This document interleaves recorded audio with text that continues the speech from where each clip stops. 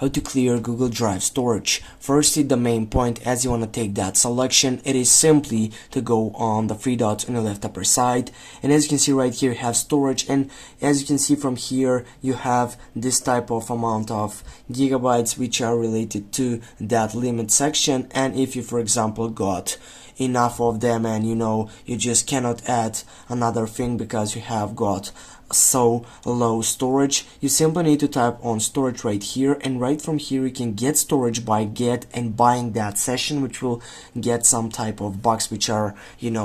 needful to get to the right point for monthly, and you can take also for year and all that stuff. But also what you can do next, you can simply go clean up space right here by tapping on that button, and right from here guys you're going to be available to get storage by simply discarding items or deleting some items which are not